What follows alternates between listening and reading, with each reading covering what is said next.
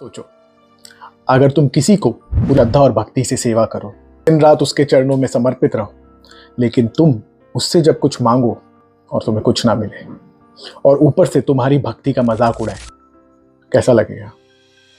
लेकिन यहाँ एक बहुत बड़ी बात है, भगवान खुद तुम्हारी निंदा सुनकर मुस्कुराए तो ये एक ऐसी कहानी है जो भक्ति, कर्मा और भाग्य की गहरी समझ देती है।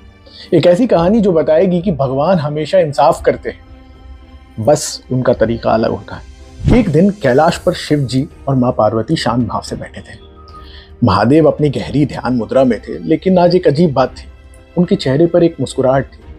माँ पार्वती हैरान थी, क्या बात हो सकती है जो शिव जी अपनी समाधि में भी मुस्कुराए।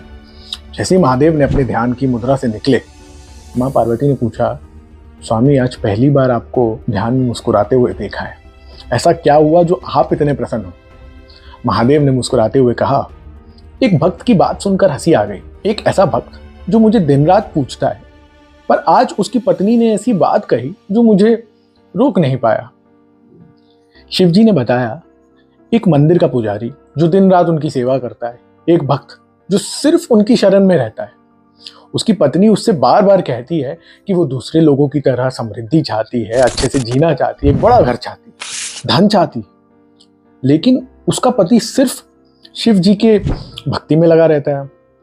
और आज उसकी पत्नी ने एक ऐसी बात कही जो सुन के महादेव मुस्कुरा दिया। उसने कहा, जिन भोलेनाथ की तुम पूजा करते हो उनके पास तो खुद का घर नहीं है, वो तो कैलाश पर्वत पर रहते हैं, उनके पास तो कोई महल भी नहीं है, तो तुम्हें क्या देंगे? ये सुनकर माँ पार्वती बड़ी आश्चर्यचकित हुई।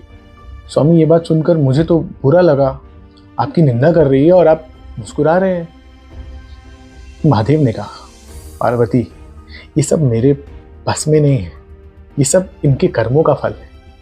जो संसार में जन्म लेता है उसे अपने कर्मों का हिसाब जरूर देना पड़ता है। पर शिवजी ने एक और बड़ी बात कही, एक भक्त पिछले जन्म में एक बड़ा साहूकार था, लोगों की जमीन, जेवर, पैसा सब कब्जे में लेकर रहता था। उसकी पत्नी भी उस धन का भोग करती थी। आज उनके साथ जो हो रहा है वो उन्हीं कर्मों का फल है। ये मंदिर में मेरी सेवा जरूर कर रहा है, इसीलिए इसके कष्ट जो है थोड़े कम है, लेकिन जब तक कर्मों का हिसाब पूरा नहीं होता इसे सुख समृद्धि नहीं मिल सकती। माँ पार्वती ने कहा, अच्छा ये तो ठीक है, पर उसकी पत्नी जो आपकी निंदा कर रही है उसका क्या? महादेव ने शांत स्वर में कहा, पार्वती, जैसे जैसे कलयुग आएगा लोग भक्ति से दूर होते जाएंगे, भक्ति के बदले निंदा बढ़ती जाएगी। सृष्टि के आरंभ से लिखा जा चुका है, लेकिन जो इन कठिन परिस्थितियों में भक्ति करता रहेगा उसे अंतिम मुक्ति मिलेगी। तो दोस्तों, ये कहानी एक गहरी सीख देती है। क्या हम भी भगवान की निंदा करने लगे हैं जब हमें कुछ नहीं मिलता, या हम अपने कर्मों को समझकर भक्ति और धैर्य बनाकर रखेंगे? आपका क्या मानना है? कमेंट में ज़रूर बताएं। अगर आपको ये कहानी पसंद आई हो तो वीडियो को लाइक करें, शेयर करें, चैनल को सब्सक्राइब करें और गॉड लिफ्ट को अपना समर्थन देते रहें। हर हर महादेव।